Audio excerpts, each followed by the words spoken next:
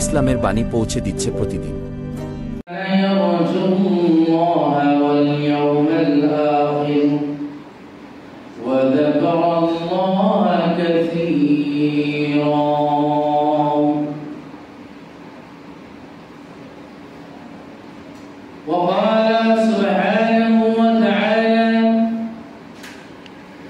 اليوم أكملت لكم دينكم وأتممت عليكم نعمتي ورضيت لكم الإسلام دينا.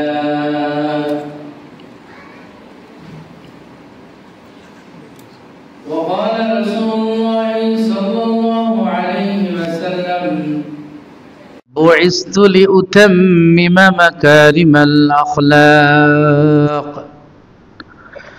صدق الله مولانا العظيم وصدق رسوله النبي الكريم ونحن على ذلك من الشاهدين والشاكرين والحمد لله رب العالمين.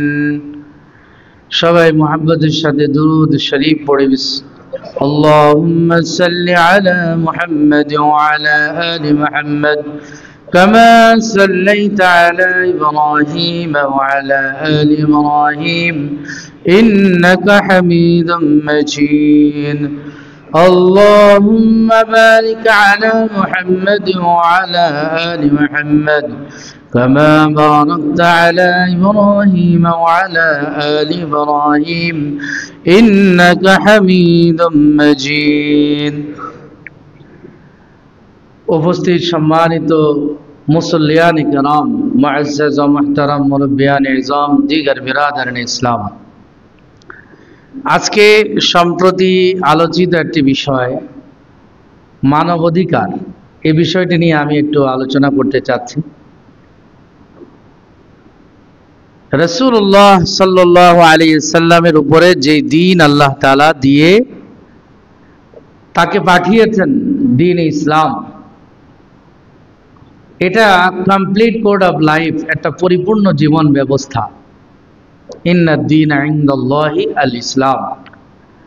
এবং আল্লাহ তাআলা পরিপূর্ণভাবে সূরা আলে ইমরানে ঘোষণা দিয়েছেন যে পরিপূর্ণ জীবন ব্যবস্থা একমাত্র ইসলাম। অন্য দিন, অন্য ধর্মগুলি পূর্ণ, আর ইসলাম হইল পরিপূর্ণ। আগেকার যত ধর্ম আপনি বলবেন, অনেকের প্রশ্ন আসতে পারে, সেগুলি তো আল্লাহর পক্ষ থেকে আসছে, তখন তো এটা সঠিক ছিল, সেজন্য সেই দিনগুলি ছিল পূর্ণ, ইসলাম হইল পরিপূর্ণ। রাসূলুল্লাহ সাল্লাল্লাহু আলাইহি সাল্লাম উদাহরণ দিয়েছেন, হাদিসের মধ্যে এসেছে, রাসূল বলেছেন একটি নির্মাণাধীন বাড়ি ঘর, সেখানে দরজা জানালা ফিটিংস সব কিছু রেডি, কিন্তু দেয়ালের এক জায়গায় একটি ইটা লাগানো বাকি আছে, খালি আছে। সেই ইটাটা হলাম আমি, মুহাম্মদ রাসূলুল্লাহ। এই জন্য আল্লাহ তাআলা বিদায় হজে আরাফার ময়দানে যে আয়াতটি নাজিল করেছেন রাসূলের উপরে, যে সুসংবাদ দিয়ে সোয়া লক্ষ সাহাবায়ে কিরামকে আনন্দিত করেছেন, সেটা আয়াত হলো আল ইয়াউমা আকমালতু লাকুম দীনাকুম। আজকের এই দিনে তোমাদের জন্য আমার এই দিনকে, দ্বীন ইসলামকে পরিপূর্ণ করে দিয়েছি। ওয়া রাদিতু লাকুমুল ইসলাম দীনা, ইসলাম তোমাদের জীবন ব্যবস্থা, দিন হবে, এর উপরে আমি আল্লাহ সন্তুষ্ট হয়ে গেছি।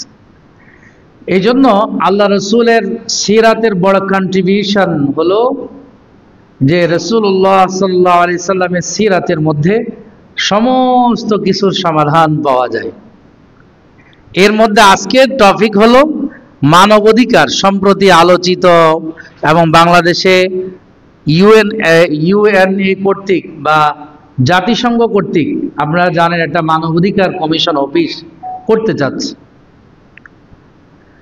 তা আমরা আজকে যেটা নিয়ে আলোচনা করব সেটা হলো রাসূলের জিন্দেগিতে, রাসূলের সিরাতের মধ্যে মানবাধিকারের কোনো ধারণা আছে কিনা। আর যারা বিশ্বে মানবাধিকার নিয়ে কাজ করে, যেমন পৃথিবীব্যাপী একটা বড় সংস্থার নাম হলো অ্যামনেস্টি ইন্টারন্যাশনাল, এরা মানবাধিকার বিষয়ে পৃথিবীতে কাজ করে।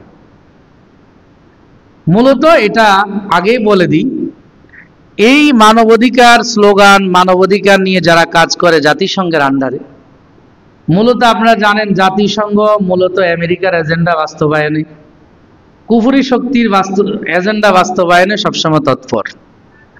যদি মানবাধিকার প্রতিষ্ঠার প্রয়োজন হইতো তাহলে গাজায় এরা কি মানুষ নয়?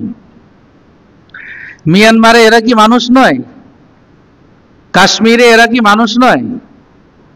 তাদের উপরে চলা পৃথিবীর সর্বশ্রেষ্ঠ নৃশংস নির্যাতন, এমনকি ত্রাণ দিবে বলে ডেকে নিয়ে সেখানে মেরে ফেলতেছে গাজার ছেলে মেয়েদের, নিরপরাধ শিশু, নারী, বৃদ্ধ, এদেরকে কোনো অপরাধ ছাড়াই নৃশংসভাবে প্রতিনিয়ত মারতেছে। সেখানে মানবাধিকারের খবর। আজকে বাংলাদেশের মতো একটা সুশৃঙ্খল এবং শান্তিময়, যেখানে সকল ধর্মের লোক একাকার হয়ে শান্তিতে বসবাস করছে, সেখানে মানবাধিকারের অফিসের কি প্রয়োজন? কোনো প্রয়োজন নেই। মূলত এর অভ্যন্তরে তারা যেটা করে, আমি আর একটু ধারণা আপনাদেরকে দিই। আমাদের দেশের আর্মি পার্সনরা বা এখানে যারা ডিফেন্সে আছেন, দেখবেন অনেকেই শান্তি মিশনে যায়, ইউএনের জাতিসংঘে শান্তি মিশনে যায়। এবারে হজের সফরে আমার রুমমেট ছিলেন একজন কর্নেল, লেফটেন্যান্ট কর্নেল। তিনি গত মে মাসে রিটায়ার্ড করছেন। আরো দুজন, মোট 3 জন ছিলেন, সবাই লেফটেন্যান্ট কর্নেল পর্যন্ত। এটা ধারাবাহিক, এরপরে গুলো তো রাজনীতিক।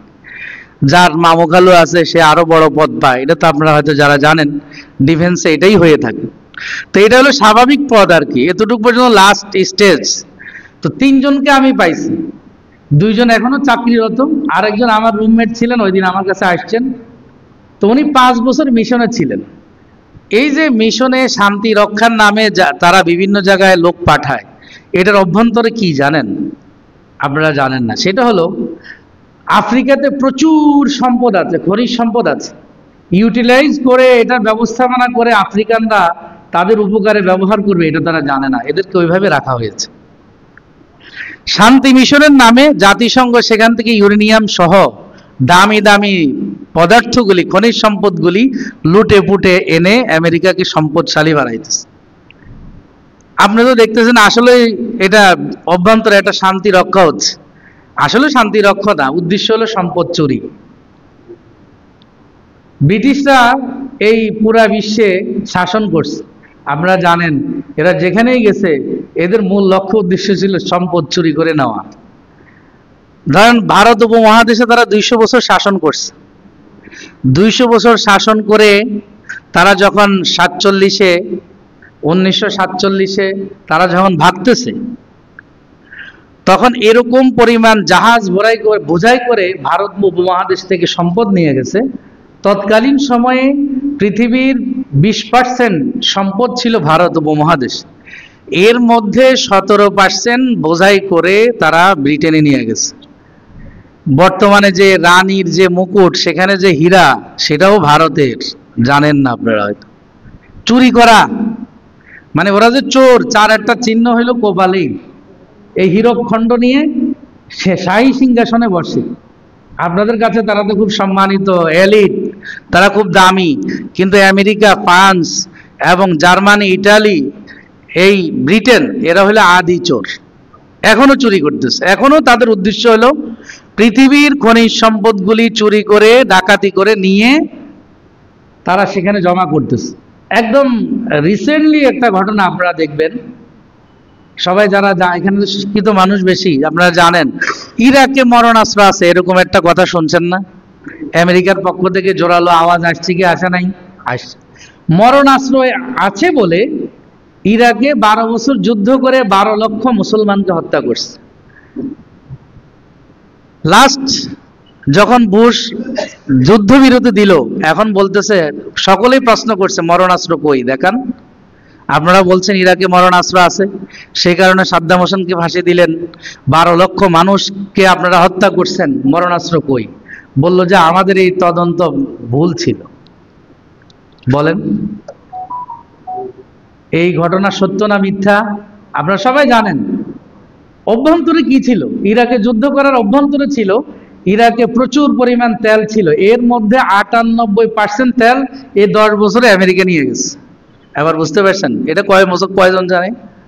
কয়জন মুসলমান আপনারা যারা শিক্ষিত আপনারা কয়জনে জানেন যে এই আমেরিকা এই তেল সম্পদ চুরি করার জন্য 10 বছর যুদ্ধ করছে, উপরে উপরে যুদ্ধ, ভিতরে হইলো তেল সম্পদ, খনিজ সম্পদ যেটা ছিল ইরাকে 98% নিয়ে গেছে। এটা হলো তাদের মানবাধিকার, এটা হলো শান্তি মিশন। এগুলির অভ্যন্তরে হইলো চুরি। বাংলাদেশ গরিব মানুষ বেচারা আর্মি পার্সনরা সেখানে গেলে মোটামুটি একটা ভালো অ্যামাউন্ট পায়। যদি 5 বছরে একটা সফর করে আসে 1 কোটি টাকা পাইলে বিশাল অ্যামাউন্ট, তারা যায়, এটা স্বাভাবিক প্রক্রিয়া, যাবেই। কিন্তু এর অভ্যন্তরে হইল মানবাধিকার লঙ্ঘন, সম্পদ চুরি। আজকে আফ্রিকানদের কাছে আল্লাহ তাআলা প্রচুর সম্পদ দিচ্ছেন, কিন্তু সম্পদের অভাবে তারা অনাহারে নাই। সম্পদের সঠিক ব্যবহার না জানার কারণে আজকে তারা এই দুঃখ দুর্দশা আছে। এজন্য এটা হলো আমার ভূমিকা। এখন বুঝেন, আসি আমরা মূল আলোচনায়। মানবাধিকার রসুলের সিরাতের মধ্যে, রসুলের আদর্শে মানবাধিকার ধারণাটা কিভাবে আছে। আমাদের অ্যামনেস্টি ইন্টারন্যাশনাল এরা আসছিল পাকিস্তান, বাংলাদেশ সহ দক্ষিণ পূর্ব এশিয়ায় মানবাধিকার বিষয়ে